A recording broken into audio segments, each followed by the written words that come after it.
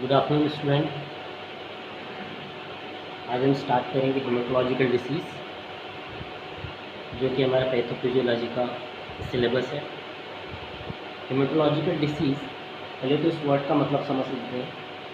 Haematological disease का मतलब होता है कि ब्लड डिसीज़, यानी ब्लड से संबंधित जितनी भी बीमारियां हैं, जितनी भी डिसीज़ है, उनको हम हेमेटोलॉजिकल डिसीज़ के अंतर्गत कंप्लीट करेंगे। हेमेटोलॉजिकल डिसीज़ में जानने के पहले कुछ चीज़ें हमें जानना बहुत ज़रूरी है, क्योंकि ब्लड से रिलेटेड डिसीज़ है। तो जैसे कि ब्लड क्या होता है, what is the blood, blood के फंक्शन क्या है, ब्लड का कंपोजिशन मतलब ब्लड में क्या क्या मिला होता है, ठीक है। ब्लड फॉर्मेशन की जो प्रोसेस है, इरिथ्रोपोइसिस, उसको भी समझना पड़ेगा। इसी में हम आरबीसी पर थोड़ा कॉन्सेंट्रेट करेंगे। पहले हम बेसिक जानने की कोशिश करेंगे, जिससे रिलेटेड जो भी डिसीज़ है उनको हम आगे कंप्लीट करेंगे। इसके लिए हमें पहले ये सारी चीज़ें पता होना बहुत ज़रूरी है। तो व्हाट इज़ आरबीसी, और आरबीसी ही में हमें पता है जैसे कि आरबीसी का मेन पिगमेंट जो होता है वो हीमोग्लोबिन होता है, और हीमोग्लोबिन की वजह से हमारी बॉडी में जो transportation oxygen and carbon dioxide का जो ट्रांसपोर्टेशन होता है, इस हीमोग्लोबिन पिगमेंट की वजह से होता है। और लास्ट में हम देखेंगे डिसीज़, जो कि हमारा मेन चैप्टर है। पर उसके पहले हम इन सारी चीज़ों को समझने की कोशिश करते हैं। हेमेटोलॉजिकल डिसीज़ जो है वो हेमेटोलॉजिकल सिस्टम, जो सिस्टम होता है ब्लड का, हमारे बॉडी के अंदर सिस्टम होता है, उससे रिलेटेड होता है। तो आइए समझते हैं क्या होता है ब्लड। ब्लड जैसे कि पता है बेटा आप लोगों को कि ब्लड जो है हमारे बॉडी का फ्लूइड होता है। Blood is a body fluid and also blood is a liquid connective tissue. पहली लाइन देखिए आप ध्यान से जरा। लिक्विड कनेक्टिव टिश्यू का मतलब होता है कि ये लिक्विड इन नेचर होता है, ये पूरी बॉडी में हमारे सेल्स और टिश्यू को आपस में कनेक्ट करता है, और जो भी रिक्वायरमेंट हमारी बॉडी की होती है, चाहे वो ऑक्सीजन है चाहे न्यूट्रिएंट है, उसको सप्लाई करने का काम करता है। इसीलिए हम इसे लिक्विड कनेक्टिव टिश्यू कहते हैं। और हमारी बॉडी में ये फ्लूइड पाया जाता है, इसलिए ये बॉडी फ्लूइड है। और जनरली ये रेड कलर का होता है नॉर्मली, और रेड इसलिए होता है क्योंकि इसमें एक हीमोग्लोबिन पिगमेंट होता है, जो कि आरबीसी में पाया जाता है। और इसी कारण ब्लड का जो है फंक्शन है वो mainly transport oxygen and nutrient to the cell, मतलब सेल तक के ऑक्सीजन और न्यूट्रिएंट को पहुंचाना होता है। और वहाँ पर उस सेल के अंदर जो भी वेस्ट प्रोडक्ट बन रहे होते हैं उनको एक्सक्रीटरी ऑर्गन, मतलब ऐसे ऑर्गन जहाँ से इन वेस्ट मटेरियल को हमारी बॉडी के बाहर निकाला जाता है, वहाँ तक के इनको लाना होता है। तो एक बार फिर से रिवाइज कर लेते हैं बेटा। Blood is a liquid connective tissue and also body fluid, red in colour due to haemoglobin pigment, transport oxygen and nutrient to the cell and transport waste product from the cell to excretory organ. Clear? अब जैसे कि हमें पता है कि composition blood में क्या क्या होता है, ब्लड का कंपोजिशन क्या होता है, तो जैसे हम मेजरली बात करें तो ब्लड में हमें दो चीज़ें दिखाई देती हैं। एक तो ब्लड का लिक्विड पार्ट, जिसे कि हम ब्लड प्लाज्मा कहते हैं, और दूसरा सेल्स। हमारा जो ब्लड है वो दो चीज़ों से मिलकर बना होता है, सेल्स और प्लाज्मा। आगे डायग्राम को ध्यान से देखेंगे, ठीक है। जैसे कि आप डायग्राम में देख रहे हो, ऊपर की तरफ ब्लड दिया हुआ है। मैं पॉइंटर चालू कर देता हूँ, ठीक है। तो ब्लड में दो टाइप की चीज़ें होती है बेटा। First one is a plasma, जो कि लिक्विड पार्ट होता है, और जैसे हम ह्यूमन बॉडी में बात करें, ब्लड की बात करें, तो उसमें प्लाज्मा जो होता है बेटा, टोटल ब्लड का 55% प्लाज्मा होता है, और बाकी फॉर्म एलिमेंट, इसको हम ब्लड सेल समझ सकते हैं। इसको हम यहाँ पर ब्लड सेल समझ लें, यानी कि प्लाज्मा और ब्लड सेल्स। 45% सेल्स होती है और 55% प्लाज्मा में 91% जो होता है वो वाटर होता है। बाकी जो आपको यहाँ पर दिखाई दे रहा है, कुछ अमीनो एसिड्स होते हैं, कुछ न्यूट्रिएंट्स होते हैं, और प्रोटीन्स की मेन बात करते हैं बेटा। प्रोटीन जो होते हैं हमारे ब्लड के अंदर, एल्ब्यूमिन, फाइब्रिनोजन और ग्लोबुलिन प्रोटीन्स होते हैं। ठीक है, अब हम वापस आ जाते हैं सेल्स के ऊपर। ठीक है, ठीक, सेल्स के ऊपर आ जाते हैं। ठीक है, तो हमारी जो सेल्स है, हमारी ब्लड में जो सेल्स होती है, 3 टाइप की सेल्स पाए जाते हैं बेटा।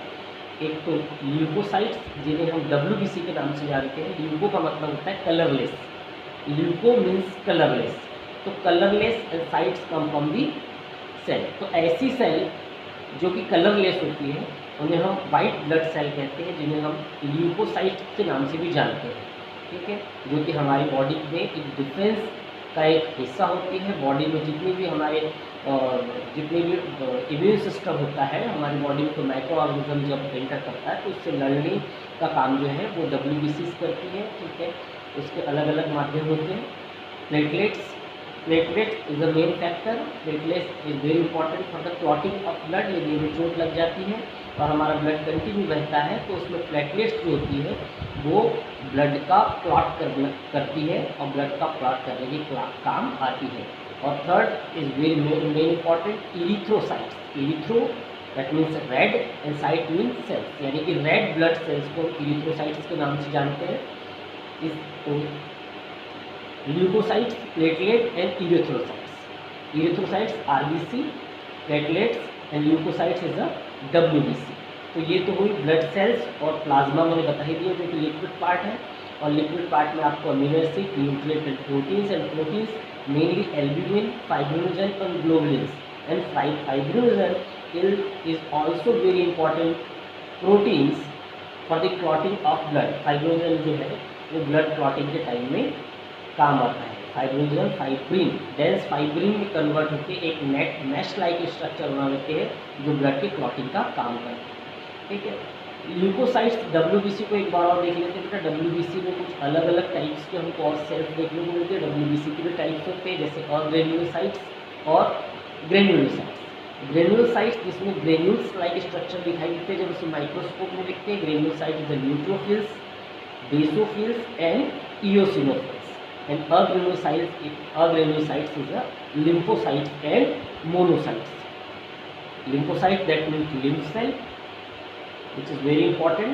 lymphocyte cells जहाँ से अलग अलग टाइप की T lymphocytes, B lymphocytes होती है हमारी बॉडी में, जो डिफेंस का एक हिस्सा होती है, हमारी बॉडी में इम्यून सिस्टम को बनाती है। And monocytes. क्लियर? तो ये तो स्ट्रक्चर बेटा ब्लड का। आगे बढ़ते हैं। ठीक है, RBC को थोड़ा समझने की कोशिश करते हैं, क्योंकि मेनली हम इस चैप्टर में जो डिसीज़ पढ़ने वाले हैं, जिन बीमारियों को हम पढ़ने वाले हैं, उसमें RBC यानी कि रेड ब्लड सेल्स ओवरऑल देखा जाए तो ट्रांसपोर्टेशन जो हमारी बॉडी में है वो ट्रांसपोर्टेशन में ऑक्सीजन जो है, ऑक्सीजन और कार्बन डाइऑक्साइड का मेनली ट्रांसपोर्टेशन जो होता है वो हमारी बॉडी में RBC के माध्यम से होता है, रेड ब्लड सेल्स के माध्यम से होता है। और रेड ब्लड सेल्स के अंदर, उस सेल के अंदर हीमोग्लोबिन पिगमेंट होता है जो इस काम को करता है, जो इस काम को करने के लिए जरूरी है। मतलब haemoglobin is the main pigment which is important for the transportation of gases in our body. ठीक है, तो RBC को पहला समझते हैं बेटा। RBC जो होता है रेड ब्लड सेल्स होती है, और इसमें जैसा कि लिखा है ये हीमोग्लोबिन रिच प्रोटीन होती है, हीमोग्लोबिन होता है RBC में। तो हीमोग्लोबिन क्या है बेटा? Haemoglobin is the protein. Haemoglobin एक टाइप का प्रोटीन है जो कि रेड ब्लड सेल के अंदर पाया जाता है। तो haemoglobin is the protein inside red blood cell. It carries oxygen, जो ऑक्सीजन को कैरी करता है। Red blood cell also remove carbon dioxide. हमें पता है कि हमारे सेल्स के अंदर जब ग्लाइकोलिसिस होती है और फूड का डिस्ट्रक्शन होता है तो ऑक्सीजन की ज़रूरत होती है, और बाई प्रोडक्ट के रूप में जो है कार्बन डाइऑक्साइड रिलीज होती है। तो ऑक्सीजन ले ली जाती है और CO2 छोड़ दी जाती है। तो ऑक्सीजन को पहुंचाने का काम और कार्बन डाइऑक्साइड को रिमूव करने का काम RBC करते हैं, क्योंकि RBC में हीमोग्लोबिन पिगमेंट होता है। तो एक बार फिर से देखिए, haemoglobin is the protein inside red blood cell. It carries oxygen, जो ऑक्सीजन को कैरी करता है, और रेड ब्लड सेल जो होता है remove carbon dioxide from your body, transporting it to the lungs. ठीक है, लंग्स से ट्रांसपोर्ट करता है, फ्रॉम योर एक्सेल लंग्स तक के ट्रांसपोर्ट करता है, जहाँ से CO2 बाहर की तरफ छोड़ दी जाती है। Red blood cell are made in the bone marrow that typically live for about 120 days. अगर लाइफ स्पान देखा जाए, हम RBC का लाइफ स्पान देखते हैं तो लगभग 120 डेज 4 मंथ तक की RBC जो है हमारी बॉडी में लिविंग रहती है, एंड देन दे डाई, और उसके बाद ये डाई हो जाती है और हमारी बॉडी में कंटिन्यूस RBC का प्रोडक्शन होते रहता है। जब भी हमारी बॉडी में RBC या दूसरी कोई ब्लड सेल्स का काउंट जो है वो कम होता है, तो हमारी बॉडी में हार्मोन्स होते हैं जो कि जो मैसेज करते हैं, जो फीडबैक देते हैं कि RBC प्रोडक्शन करना है, WBC प्रोडक्शन करना है, बाकी सारी चीज़ें। तो हार्मोन्स के लेवल पर ये सब चीज़ें मेंटेन रहती हैं। RBC नेक्स्ट हम बढ़ते हैं। Again RBC haemoglobin protein inside, दो बार हो गई है ये वाली साइड, ठीक है। अब हीमोग्लोबिन को हम समझते हैं बेटा थोड़ा सा, हीमोग्लोबिन क्या है, ठीक है, क्योंकि हीमोग्लोबिन और RBC पे ही आगे की जो है डिसीज को समझने की कोशिश करेंगे। तो haemoglobin is an iron rich protein, यहाँ समझने की जरूरत है what is the iron rich protein. Okay, iron rich protein, haemoglobin जो है एक आयरन रिच प्रोटीन होता है, मतलब ऐसा प्रोटीन जिसमें आयरन होता है जो कि इन रेड ब्लड सेल्स में पाया जाता है, और ये ऑक्सीजन को carries oxygen from the lungs से ऑक्सीजन को कैरी करता है बॉडी टिश्यू तक, और वहाँ से carbon dioxide returns carbon dioxide from the tissue back to the lungs तक के कार्बन डाइऑक्साइड को वापस लाता है। और haemoglobin is made up of 4 protein molecule. Haemoglobin जो है 4 प्रोटीन मॉलिक्यूल से बना होता है जो कि आपस में कनेक्टेड रहते हैं, जिसे हम ग्लोबुलिन चेन्स के नाम से जानते हैं। इसका मतलब ये है कि जो ग्लोबुलिन प्रोटीन्स होता है उसमें हमें 4 पॉलीपेप्टाइड चेन देखने को मिलती है, 4 अलग अलग टाइप की हमको प्रोटीन्स की चेन देखने को मिलती है जो कि आपस में कनेक्टेड होती है, और वो ग्लोबुलिन उस प्रोटीन को हम ग्लोबुलिन प्रोटीन कहते हैं, जिसमें कि 4 पॉलीपेप्टाइड चेन होती है, 4 प्रोटीन चेन होती है जो कि आपस में कनेक्टेड रहती है। स्ट्रक्चर देख लेते हैं हीमोग्लोबिन का, जैसा कि आप स्ट्रक्चर देख रहे हो हीमोग्लोबिन का, ये देखिए ये एक चेन जिसे हम बीटा 2, इस टाइप का बीटा 1 यानी कि बीटा 1 एंड बीटा 2, ये होगी 2 चेन बीटा 1 एंड बीटा 2, और नीचे अल्फा 1 एंड अल्फा 2। तो 4 polypeptide chain alpha and beta, alpha 1 alpha 2 and beta 1 beta 2, और इसमें आप बीच में हीम यानी कि आयरन पिगमेंट देख रहे हो, हीम यानी कि आयरन, जो कि ऑक्सीजन को कैरी करने के लिए बहुत ज़रूरी है, और एक हीमोग्लोबिन जो है 4 ऑक्सीजन के मॉलिक्यूल्स को कैरी कर सकता है। ये देखिए एक हीम, एक यहाँ पर अगेन एक हीम यानी कि आयरन, ये आयरन, ये आयरन, ठीक है। तो आप समझ ही गए होंगे कि हमारी बॉडी में हीमोग्लोबिन को बनने के लिए आयरन बहुत ज़रूरी है, हीम बहुत ज़रूरी है, जिसे कि हम हीम कहते हैं, आयरन है। एक हीमोग्लोबिन में हमको 4 पॉलीपेप्टाइड चेन और 4 आयरन देखने को मिलते हैं, और इसी को उन्होंने इलेबरेट किया हुआ है। और एक आयरन जो है इस टाइप से जुड़ा रहता है, इस टाइप से जुड़ा रहता है, ठीक है। बीच में ये आयरन देख रहे हो आप, और ये इस टाइप से रिंग से जुड़ा हुआ है। तो एक आयरन जो है प्रोटीन की जो चेन है, हमारी प्रोटीन की जो चेन है हीमोग्लोबिन में, इस टाइप से जुड़ा रहता है। तो मोटा मोटा आप ये समझ लीजिए कि एक हीमोग्लोबिन में हमें 4 पॉलीपेप्टाइड यानी कि 4 प्रोटीन चेन देखने को मिलती है जो कि आपस में लिंक होती है, आपस में कनेक्टेड होती है। वो चारों प्रोटीन की जो चेन है, चारों पॉलीपेप्टाइड की जो चेन है, आपस में मिलकर ग्लोबुलिन प्रोटीन बनाता है, और इसमें हीम कनेक्टेड रहता है। यानी कि 2 मेजर कंपोनेंट है हीमोग्लोबिन के, first one haem and second one globulin, यानी कि आयरन और ग्लोबुलिन प्रोटीन।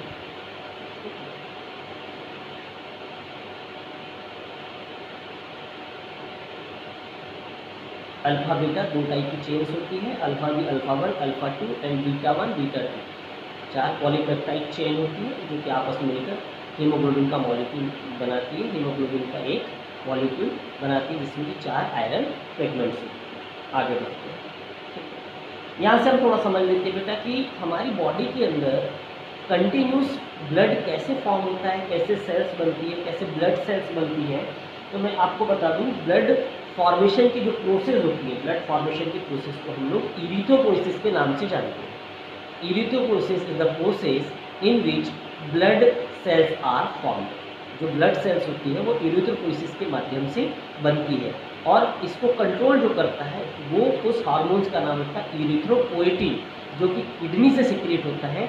जब किडनी से ग्लोमेरुलर फिल्ट्रेशन के थ्रू जब हमारा ब्लड पहुंचता है तो ये इरिथ्रोपोएटिन जो है ब्लड में सेल्स को चेक करता है। यदि सेल्स का काउंट कम होता है तो वो मैसेज देता है और हमारी बॉडी के अंदर इरिथ्रोपोइसिस की प्रोसेस स्टार्ट हो जाती है। इरिथ्रोपोइसिस की फिनोमेना जो है, इरिथ्रोपोइसिस बेटा हमारे बॉडी में जो लॉन्ग्स बोन्स होती है, यानी कि जो हमारे बोन के अंदर बोन मेरो होता है, बोन मेरो एक सेमी सॉलिड या जेली टाइप का टिश्यू होता है जिसे हम बोन मेरो कहते हैं। और इस बोन मेरो के अंदर स्टेम सेल्स होती है। स्टेम सेल जो होती है अनडिफ्रेंशिएटेड सेल होती है बेटा, और वो कंटिन्यूस जो है सेल जो है उसका डिवाइडेशन होते रहता है और वो अलग अलग टाइप की सेल बनाती है। जैसे हम आरबीसी को समझते हैं तो सबसे पहले हीमोसाइटोब्लास्ट इज एक स्टेम सेल, से हीमोसाइटोब्लास्ट सेल बनता है। उसके बाद में यहाँ पे ध्यान दीजिए, एक प्रो इरिथ्रोब्लास्ट उससे डिवाइड होके एक प्रो इरिथ्रोब्लास्ट सेल बनता है। उसके बाद में एक पॉलीक्रोमेटिक इरिथ्रोब्लास्ट और पॉलीक्रोमेटिक इरिथ्रोब्लास्ट जो है अल्टीमेटली इरिथ्रोसाइट्स यानी आरबीसी में चेंज होती है। तो ये आरबीसी यानी कि रेड ब्लड सेल्स के बनने की प्रोसेस है जिसे हम इरिथ्रोपोइसिस के नाम से जानते हैं। और स्टेम सेल जो है कंटिन्यू डिवाइड होती है और स्टेम सेल अलग अलग डिवाइड होकर अलग अलग सेल्स बनाती है। जैसे यहाँ पर आप देख रहे होंगे